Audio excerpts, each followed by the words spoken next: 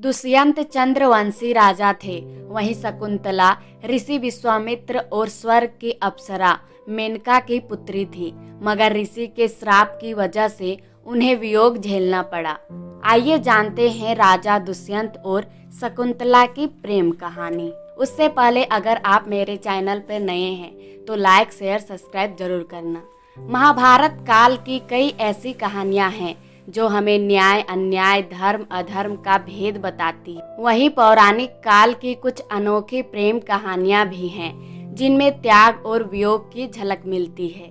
यहाँ हम एक ऐसे राजा और रानी की कहानी के बारे में बताने जा रहे हैं जिन्होंने एक दूसरे से डूबकर प्रेम किया, मगर ऋषि के श्राप की वजह से उन्हें वियोग झेलना पड़ा। पौराणिक कथाओं के मुताबिक दुष्यंत चंद्रवंशी राजा थे, वहीं शकुंतला ऋषि विश्वामित्र और स्वर्ग की अप्सरा मेनका की पुत्री थी। मेनका शकुंतला को जन्म देकर स्वर्ग लोक लौट गई थी। इसके बाद ऋषि कर्ण ने ही शकुंतला को पाल पोसकर बड़ा किया था।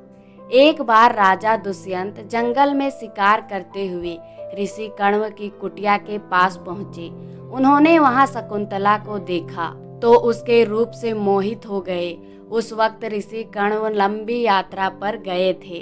शकुंतला ने राजा का आदर सत्कार किया। दुष्यंत को शकुंतला की मेजबानी बहुत अच्छी लगी। उन्होंने शकुंतला के सामने शादी का प्रस्ताव रख दिया। एक राजा को अपने प्रेम में पड़ते देख शकुंतला भी शर्मा गई। उन्होंने दुष्यंत का प्रस्ताव स्वीकार कर लिया। इसके बाद दोनों ने गंधर्व विवाह किया और संबंध बनाए। चूंकि ऋषि कर्ण कुटिया में नहीं थे, इसीलिए शकुंतला ने कहा कि वह अपने पिता तुल्य ऋषि की अनुमति के बिना उनके साथ नहीं आएगी। इसके बाद राजा दुष्यंत ने शकुंतला को ऋषि कर्ण के आने के बाद राजमहल में आने के लिए कहकर वहां से चल दिए। शकुंतला गर्भवती हो गई। जैसे जैसे दिन बीतते गए वह हर पल सिर्फ दुष्यंत के ख्यालों में ही खोई रहती थी। एक बार महर्षि दुर्वासा ऋषि कर्ण से मिलने उसकी कुटिया में आए। शकुंतला वहां अकेली थी। ऋषि दुर्वासा ने शकुंतला को आवाज दी, लेकिन वह दुष्यंत के ख्यालों में खोई हुई थी।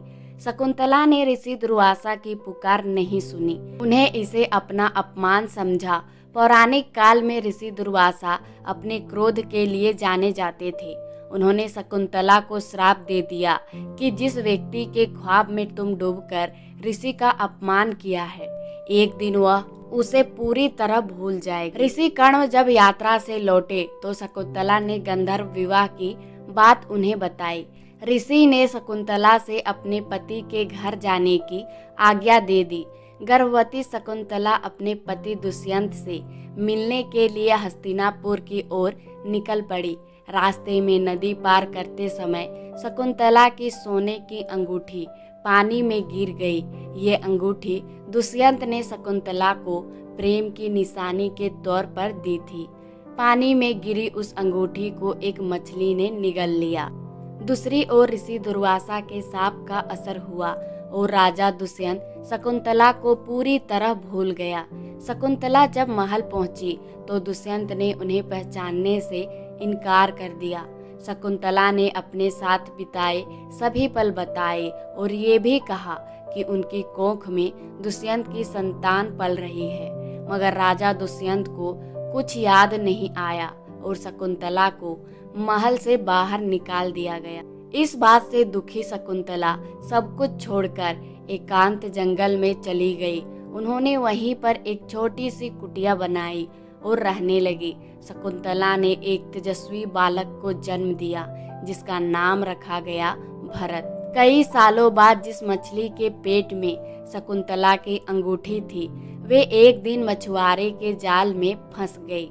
मछुआरे ने जब मछली को काटा तो सोने की चमचमाती अंगूठी को देखकर दंग रह गया। उस पर राजवंश की मोहर थी, इसीलिए वो अंगूठी लेकर सीधा राजा दुष्यंत के पास पहुंच गया। राजा ने जब अंगूठी को देखा तो पूरी कहानी उन्हें याद आ गई। दुष्यंत को शकुंतला के साथ बिताया एक एक पल याद आ गया। फिर उन्हें अपनी भूल पर पछतावा। राजा दुष्यंत सब कुछ छोड़कर जंगल की ओर शकुंतला की खोज में निकल पड़े। कुछ दिनों तक दुष्यंत ने शकुंतला की तलाश की, लेकिन उन्हें कुछ नहीं मिला। एक दिन वे इंद्र से मिलकर हस्तिनापुर लौट रहे थे, तब बीच में ऋषि कश्यप का आश्रम नजर आया। राजा दुष्यंत ऋषि के दर्शन करने के लिए वहां रुक गए। तभी उन्हें वहां एक बालक वह शेर के साथ खेल रहा था। राजा दुष्यंत एक बच्चे को शेर के साथ खेलता देख अचंभे में पड़ गए। उनकी उत्सुकता बढ़ गई। उन्होंने बच्चे को उठाने के लिए जैसे ही हाथ आगे किया, तभी एक महिला की आवाज आई। महिला ने राजा से कहा कि इस बालक को मत उठाइए, इसके हाथ में काला धागा बंधा है। अगर आपने उसे उठाया तो काला धागा सांप में बदलकर आपको डस लेगा। दुष्यंत से रहा न गया। उन्होंने बच्चे को गोद में उठाया और वो काला धागा टूटकर गिर गया। दरअसल वो बच्चा और कोई नहीं बल्कि शकुंतला का पुत्र भरत था। भरत को वरदान, जिस दिन उसके पिता उसे गोद में लेंगे काला धागा टूटकर गिर जाएगा।